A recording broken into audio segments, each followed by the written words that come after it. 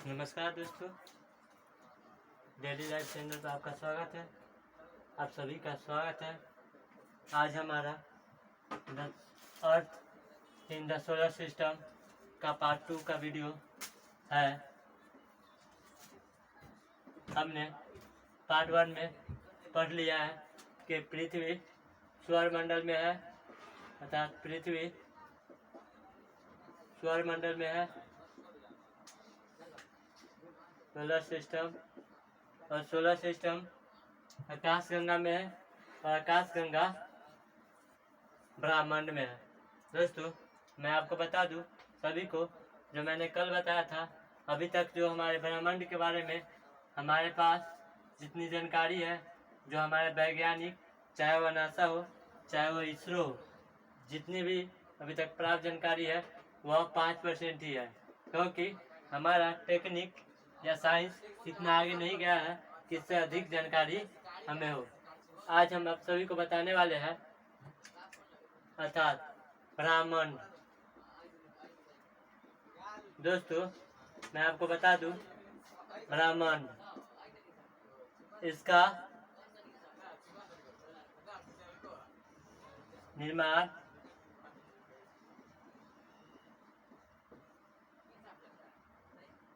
विस्फोटक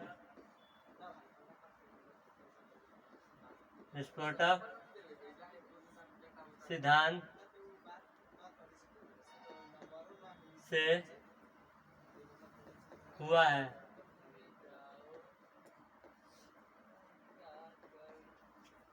इस सिद्धांत को जॉर्ज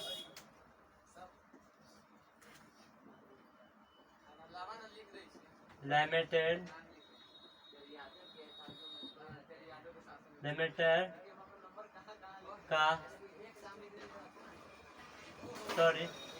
ने इस सिद्धांत को प्रतिपादित किया था।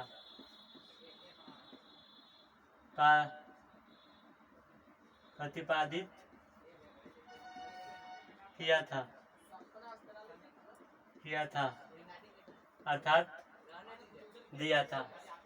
मैं आपको बता दूं, ब्रह्मांड का निर्माण अरबों आकाशगंगा से मिलकर होता है। ब्रह्मांड का निर्माण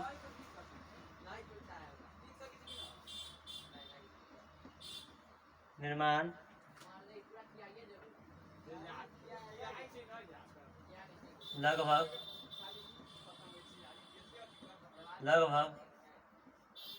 अरबों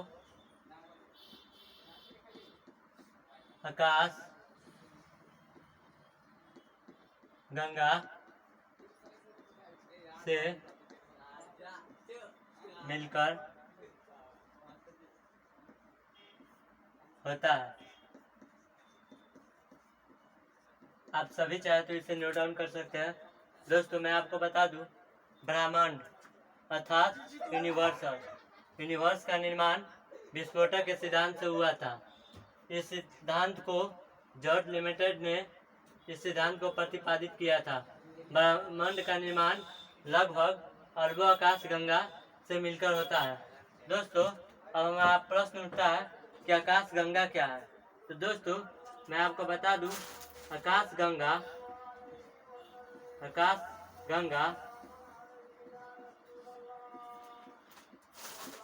इसका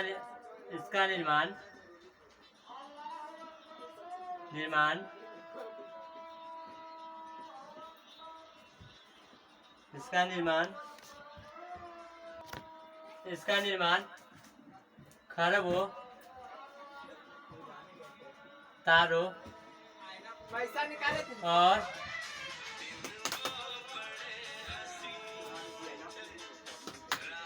धूल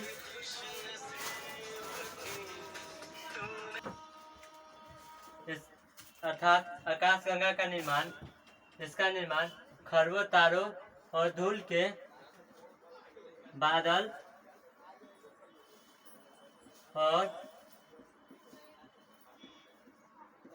गैसों से हुआ है। आप देख लीजिए, आकाशगंगा का निर्माण अरबों तारों और धूल के बादल और गैस से हुआ है। आकाशगंगा इसके 3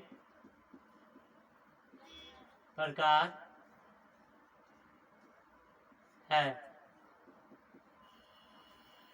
एक में अनियमित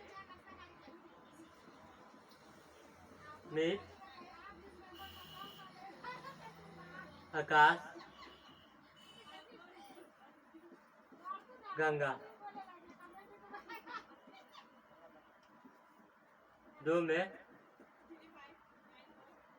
दीर्घ वृत्ताकार आकाश गंगा, 3 में सर्पिल आकाश गंगा। आप सभी इसको नोट डाउन कर लीजिए, मैं इसको मिटाने जा रहा हूँ। देख लीजिए दोस्तों, ब्रह्मांड अर्थात यूनिवर्स, इसका निर्माण विस्फोटक सिद्धांत से हुआ है। इस सिद्धांत को जॉर्ज लिमिटेड ने इस सिद्धांत को प्रतिपादित किया था। ब्रह्मांड का निर्माण लगभग अरबों आकाश गंगा से मिलकर होता है। अब हमारा प्रश्न उठता है, आकाश गंगा क्या होता है? आकाश गंगा, इसका निर्माण खरबों तारों और धूल के बादल और गैसों से हुआ है। इसके 3 प्रकार हैं। एक में अनियमित आकाशगंगा, 2 में दीर्घवृत्ताकार आकाशगंगा, 3 में सर्पिल आकाशगंगा। मैं आपको इस तीनों के बारे में अच्छे से बताने जा रहा हूँ। ठीक है दोस्तों,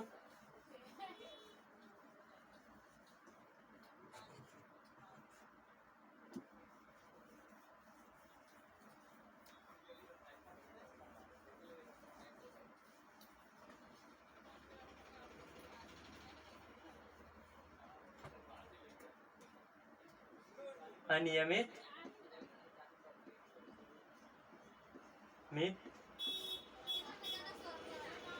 आकाश गंगा। मैं आपको बता दूं, जो आमतौर पर नए तारे ब्रह्मांड में नए तारों का जन्म जो होता है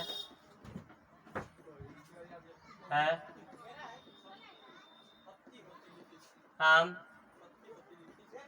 तौर पर अनियमित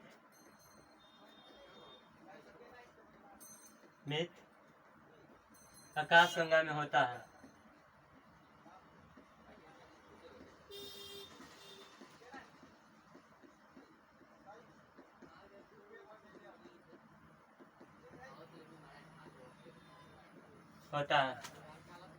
दीर्घ वृत्ताकार आकाश गंगा। दोस्तों, मैं आपको बता दूं, आमतौर पर इसमें जितने भी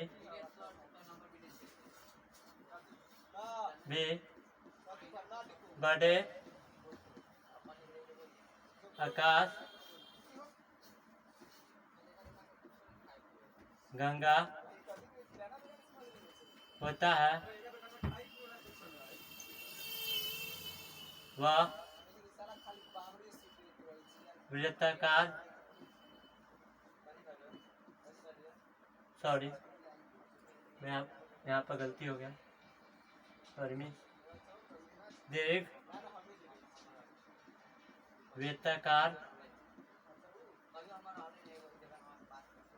आकाश गंगा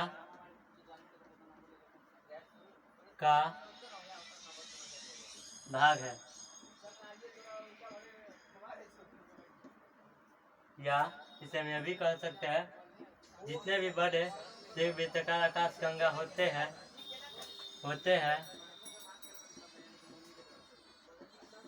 वह दीर्घ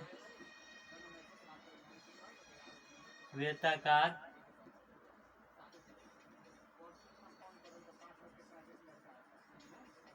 आकाश गंगा होता है। आप इसको नोट डाउन कर लीजिए।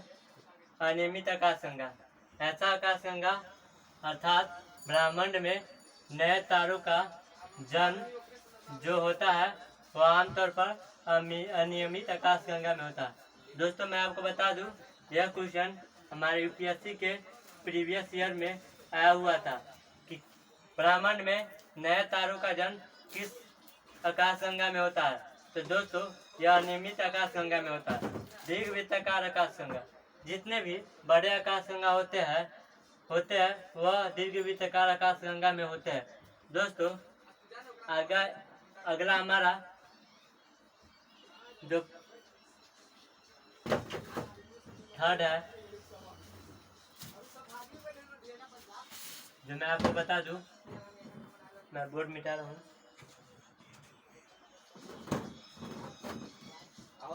भैया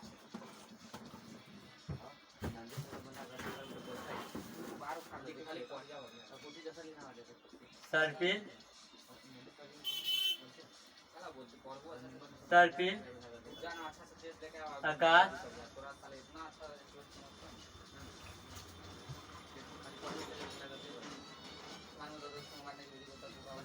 गंगा।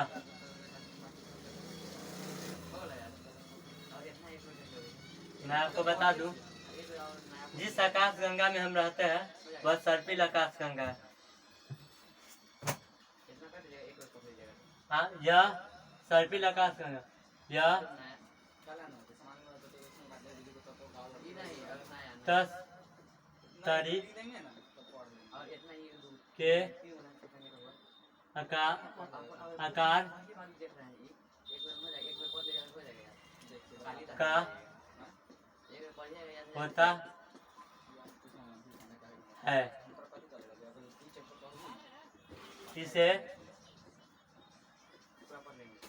मिल्की गैलेक्सी या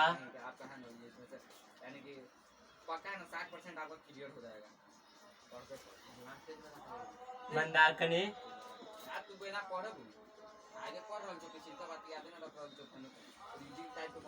या इरावती भी कहते हैं। दोस्तों मैं आपको बता दूं, जो हमारा प्रीवियस ईयर PCS के एग्जाम में जो क्वेश्चन आया था वो आया था कि कौन ऐसी आकाशगंगा है जिसे मंदाकिनी नाम से जाना जाता है। वह सर्पिल आकाशगंगा है, या क्वेश्चन ऐसे भी आ सकता है पृथ्वी का तो मंदाकिनी है ही, और आकाश का मंदाकिनी किसे कहा जाता है, तो वह सर्पिल आकाशगंगा है। जिस आकाशगंगा में हम रहते हैं वह सर्पिल आकाशगंगा, अर्थात हम लोग सर्पिल आकाशगंगा में रहते हैं। दोस्तों यह हमारा टॉपिक सर्पिल आकाशगंगा तक खत्म हो गया। दोस्तों अब हम आप सभी को बताने वाले हैं सौर मंडल।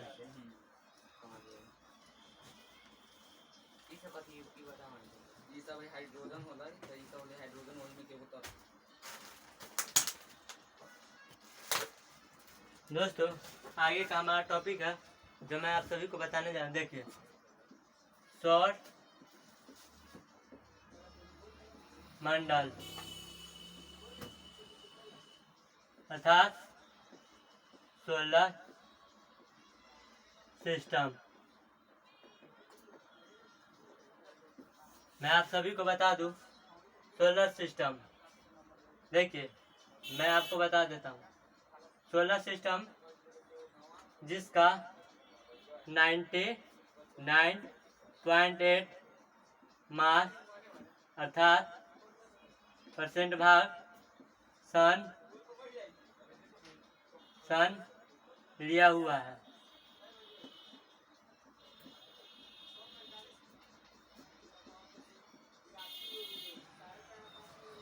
बाकी 0.2% में 8 ग्रह, उपग्रह प्लस बौनाग्रह ग्रह प्लस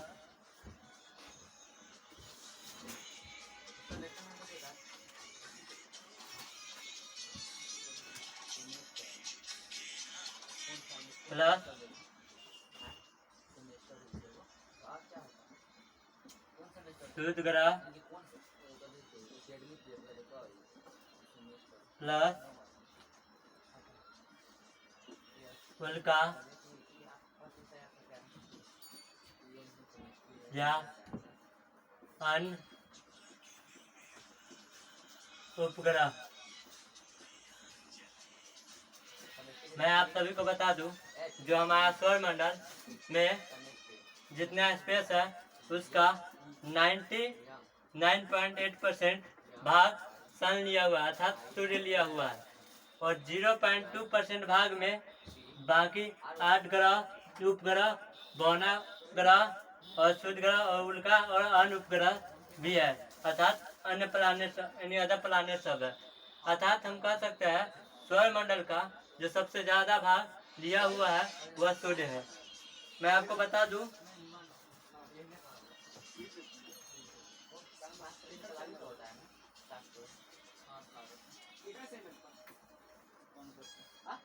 सूर्य सन, इसे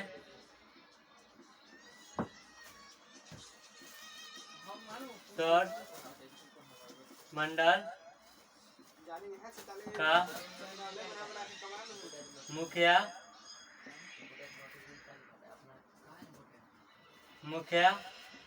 भी कहा जाता है।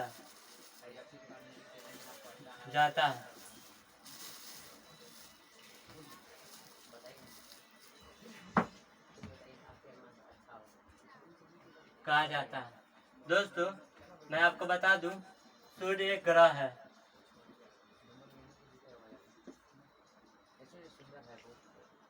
सॉरी, सूर्य ग्रह नहीं है।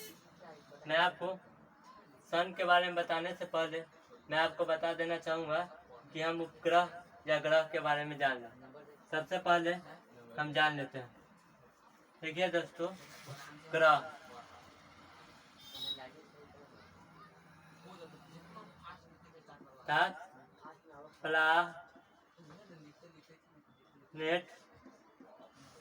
प्लानेट इनकी खुद की उष्मा और प्रकाश नहीं होता है। यह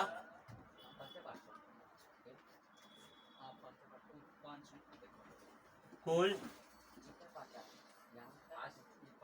या दूसरे के प्रकाश के कारण चमकते हैं। हमारे सौरमंडल में अर्थात इनकी कुल 8 संख्या है।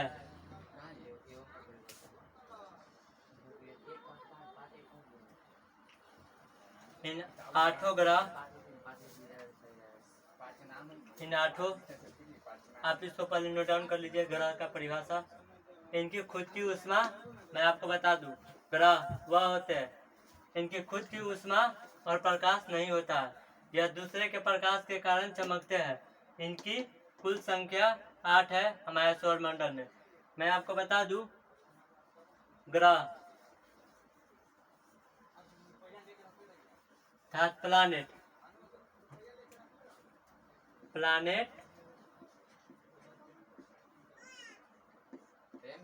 की, सॉरी ये हमारा उल्टा हो गया, हमें लिखना था सन से प्लानेट की दूरी, इसे हम क्रम बाई क्रम में याद रख सकते हैं। उसका मेरे पास जो टिक है जो मैं आप सभी को बताने जा रहा हूँ। सन से प्लानेट की दूरी क्रमशः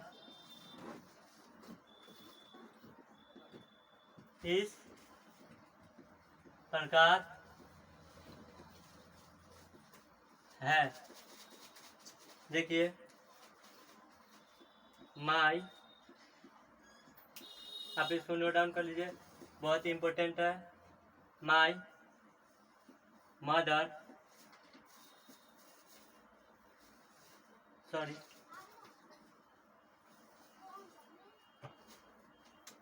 my very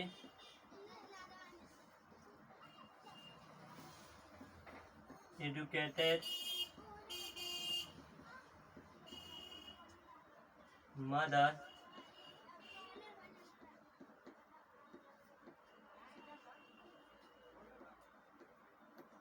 just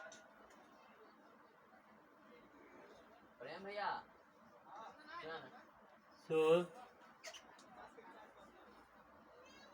us 9 planet।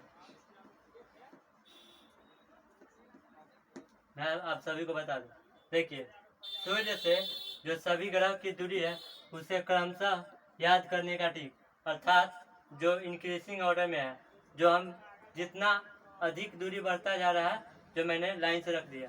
इसका एक फॉर्मूला है जो मैं आपको बता दूं, my very educated mother just show us 9 planet. आप सभी इसको लिख सकते हैं, मैं इसको एक बॉक्स में घेर देता हूँ। दोस्तों आप सभी इसको लिख ले, नोट डाउन कर लीजिए।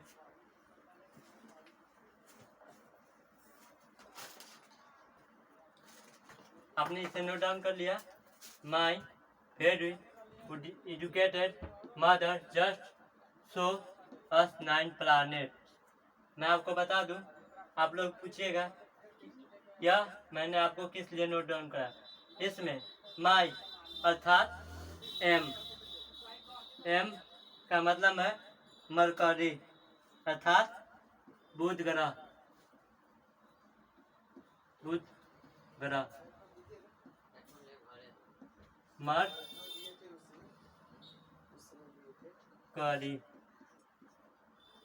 M for Mercury, V for Venus अर्थात शुक्र ग्रह, शुक्र ग्रह, ई फॉर अर्थ अर्थात पृथ्वी। दोस्तों आप ये जान लें कि सूर्य से हमारी पृथ्वी जो दूरी के क्रमशः में है वह तीसरे स्थान पर है, अर्थात ई फॉर अर्थ। सूर्य से हमारी पृथ्वी की दूरी एवरेज तीसरे स्थान पर है। इससे पहले कम दूरी बुध ग्रह का है, उसके बाद दूसरे स्थान पर वेनस अर्थात शुक्र ग्रह है, और चौथे स्थान पर अर्थात मदर M4 मंगल, जिसे हम इंग्लिश में मार्स कहते हैं। अब दोस्तों हमारा अगला है S इक्वल टू M के बाद J है, पहले J आएगा फिर S आएगा। J for